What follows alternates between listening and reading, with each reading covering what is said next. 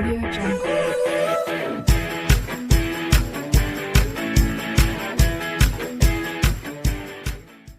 कि निम्न में से किसकी विलेयता जल में सबसे अधिक होती है। ठीक है, तो इसमें जो अमोनिया है NH3 है, इसमें हाइड्रोजन बॉन्ड पाया जाता है। तो हाइड्रोजन बॉन्डिंग के कारण जो है इसकी सॉल्युबिलिटी वाटर में सबसे अधिक होती है। ऑप्शन ए करेक्ट होगा। सेकंड क्वेश्चन क्या है, किसी इलेक्ट्रॉन के लिए क्वांटम संख्याओं का असंभव मेल है। किसी इलेक्ट्रॉन के लिए क्वांटम संख्याओं का असंभव मेल है।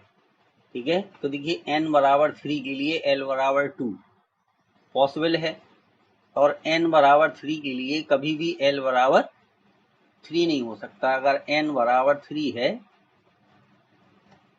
अगर n की वैल्यू कितनी दी गई है, 3 दी गई है, तो l की वैल्यू जो है वो होगी 0, 1 और 2। ठीक है, तो इसकी 3 नहीं होगी, तो इसलिए असंभव मेल यही होगा। ऑप्शन बी इसका करेक्ट होगा। n बराबर 3 के लिए l की वैल्यू 0, 1, 2 यानी l की मैक्सिमम वैल्यू 2 होगी, इससे ज्यादा नहीं होगी। थर्ड क्वेश्चन में क्या, निम्न में कौन सा सम इलेक्ट्रॉनिक नहीं है। देखिए Na का जो है एटॉमिक नंबर 11 होता है, इस पे एक चार्ज है तो इसमें 10 इलेक्ट्रॉन होंगे। Mg का 12 होता है, इस पे 2 प्लस है तो इसलिए इसका भी 10 होगा। O2 माइनस है। ठीक है, तो ऑक्सीजन का 8 होता है, 2 माइनस है तो 2 इसमें इलेक्ट्रॉन और ऐड हो जाएंगे तो इसका भी 10 ही आएगा।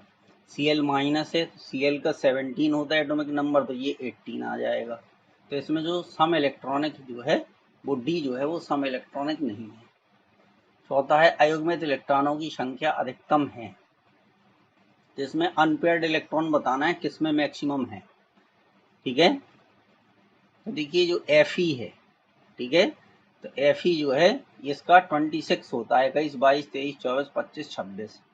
ठीक है, तो इसके डी में 6 इलेक्ट्रॉन होंगे।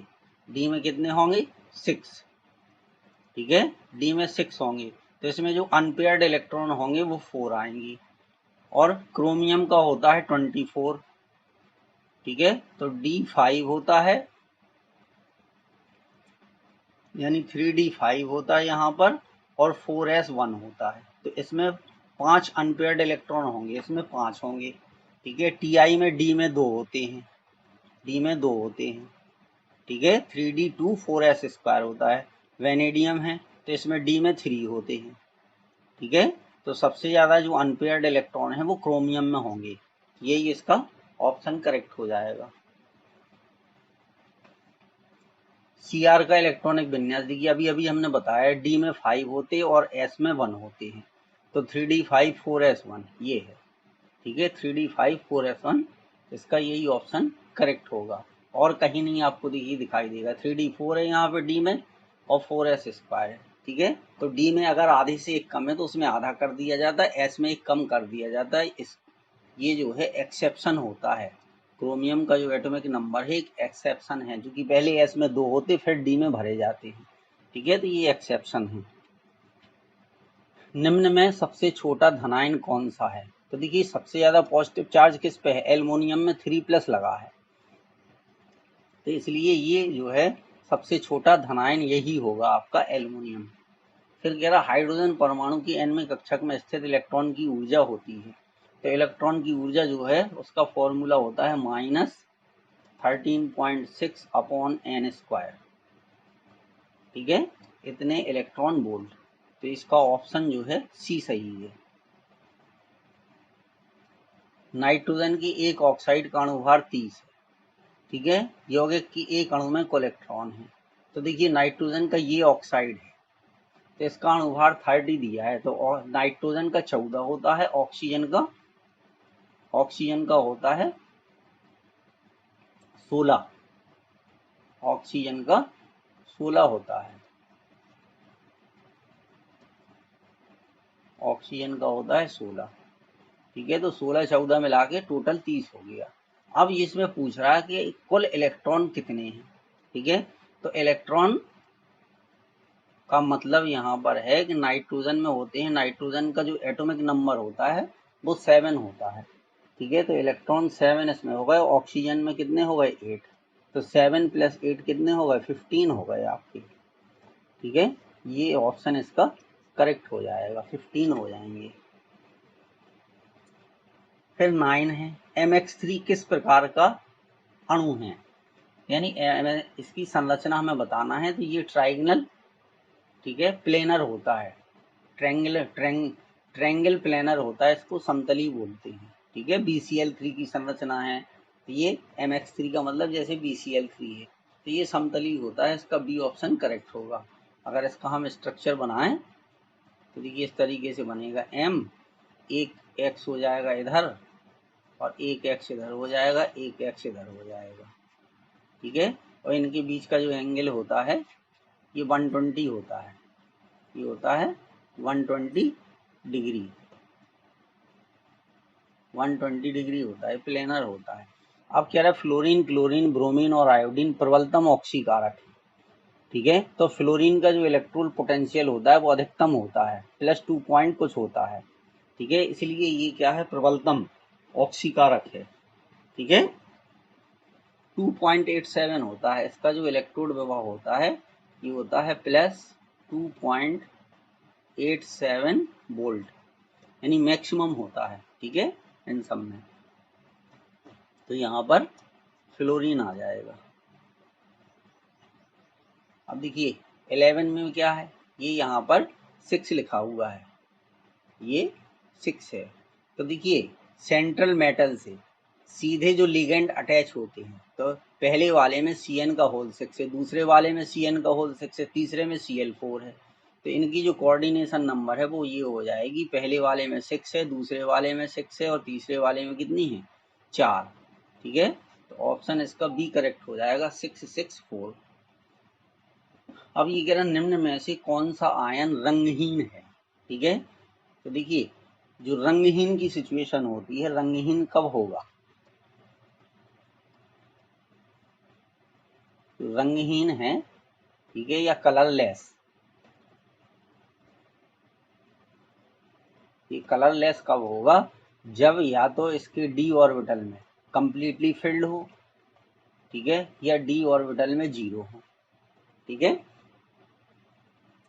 तो अब देखिए यहाँ पर ये स्कैंडियम है, ठीक है। तो स्कैंडियम का जो एटॉमिक नंबर होता है वो होता है 3D14s², स्कैंडियम का ये होता है, ठीक है, ये स्कैंडियम का है।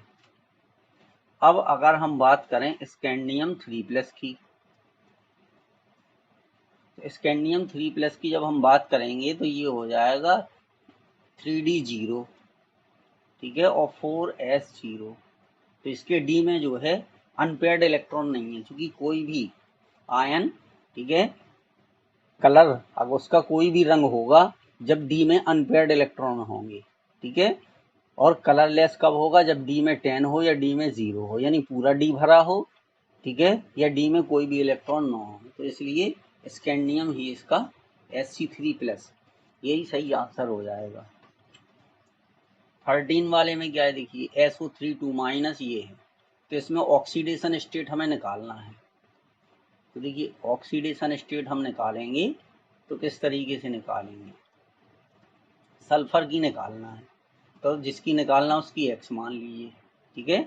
फिर ऑक्सीजन के कितने एटम हैं, 3 एटम है, तो 3, और ऑक्सीजन की जो ऑक्सीडेशन स्टेट होती है वो होती है -2, बराबर में जितना चार्ज है वो आ जाएगा, बस इसको सॉल्व कर दीजिए।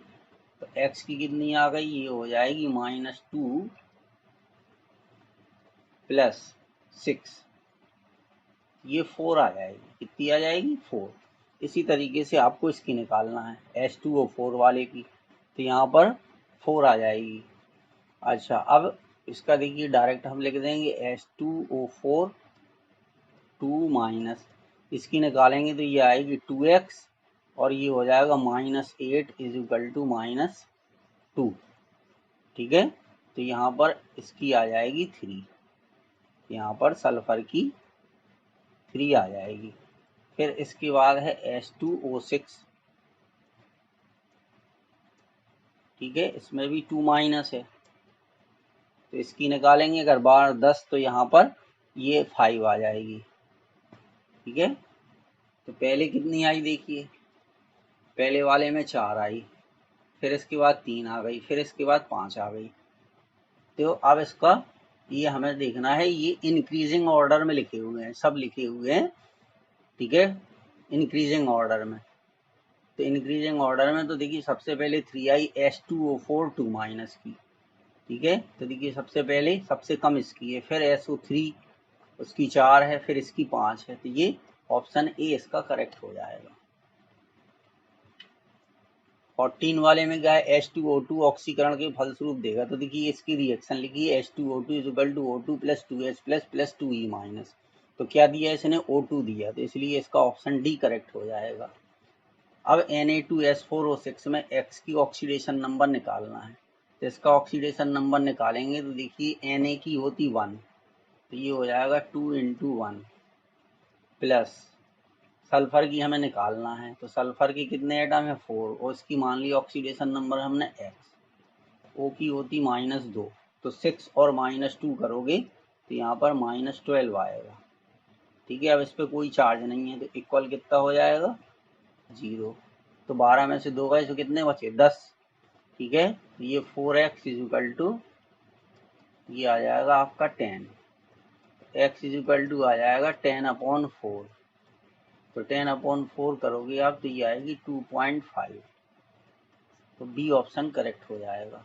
अब इसमें बता रहा है कि अपचायक कौन सा है, तो देखिए यहाँ पर ध्यान से देखना है कि 2H2S में सल्फर की जो ऑक्सीडेशन नंबर है वो -2 है, SO2 में S की +4 है, ठीक है।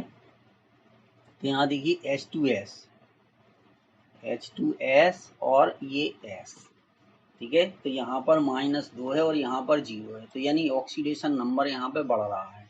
तो जब ऑक्सीडेशन नंबर बढ़ता है तो इसका मतलब है कि इसका ऑक्सीडेशन हो रहा है, इसका क्या हो रहा, ऑक्सीडेशन हो रहा है, ठीक है। अब हमें बताना है अपचायक, तो ऑक्सीडेशन को ही हम अपचायक बोलते हैं, यानी यहाँ पे H2S जो है ये रिड्यूस होकर के 3S बना रहा है, यानी जो ऑक्सीडेशन का जो काम करता है वही अपचायक होता है, ठीक है। तो अपचायक कौन है, H2S जो है वो अपचायक का काम करेगा, ये इसका डी ऑप्शन करेक्ट हो जाएगा। 17 ने कह रहे Mg वायु में जलकर एक पाउडर बनाता है, यह पाउडर जल से क्रिया करके एक गैस देता है जो नीले,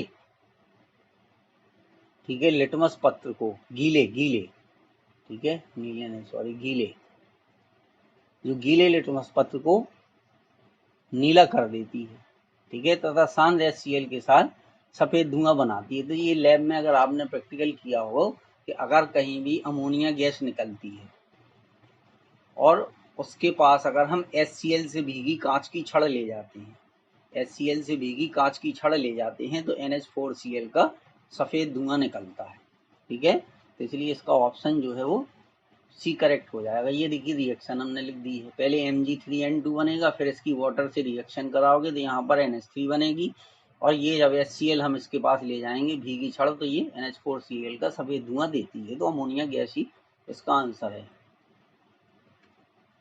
18 में क्या है, निम्न अभिक्रियाओं में से उपचयन, उपचयन का मतलब होता है ऑक्सीडेशन और अपचयन का मतलब होता है रिडक्शन। तो देखिए SnCl2 में Sn की ऑक्सीडेशन नंबर 2 है और SnCl4 में कितनी है 4 है, ठीक है। तो इसका मतलब है जहां ऑक्सीडेशन नंबर बढ़ेगी वहां पर ऑक्सीडेशन होगा, तो यहाँ पर ऑक्सीडेशन हो जाएगा, ये ऑक्सीडेशन हो जाएगा, ठीक है। और HgCl2 से ये यहाँ पर Hg की +2 से +1 हो रही, तो इनमें रिडक्शन हो जाएगा, यहाँ पर ये रिडक्शन हो जाएगा आपका, तो ये इसका डी वाला ऑप्शन करेक्ट है।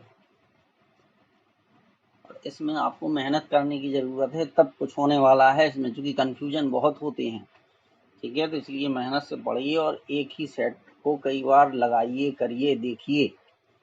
अब देखिए 19 में क्या है, जब सोडियम एसीटेट सोडा लाइम के साथ अभिक्रिया करता है तो बनता है, तो ये सोडियम एसीटेट क्या है, CH3COONA, ये हमारा है सोडियम एसीटेट, ये आपका सोडियम एसीटेट है, ठीक है। और ये दोनों का मिक्सचर मिला करके इसको हम बोलते हैं सोडा लाइम, ठीक है, ये हमारा कहलाता है सोडा लाइम।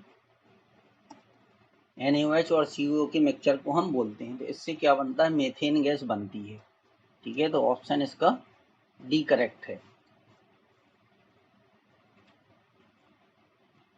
अब इसके बाद है किसी रेडियो एक्टिव पदार्थ का अर्धायुकाल 7 दिन है, 1 ग्राम नमूने का अर्धायुकाल होगा। तो देखिए ये फॉर्मूला दिया है टी हाफ बराबर, ठीक है, ये दिया है 0.693 अपॉन लैम्डा। तो इसमें कहीं भी मास नहीं है, तो टी हाफ जो है यानी उसका जो अर्धायु है वो कभी भी उसके अमाउंट पर यानी उसके मास पर डिपेंड नहीं करता है। तो इसलिए किसी पदार्थ का अर्धायु काल 7 दिन है। तो अगर उसकी मात्रा हम बदल लें 1 ग्राम या 5 ग्राम या कुछ भी लिख दें तब भी उसका जो अर्धायु काल है वो वही रहेगा, यानी 7 दिन ही रहेगा। ठीक है, तो ये क्वेश्चन थे, इतने आपको इस तरीके से करना है। Okay, thank you.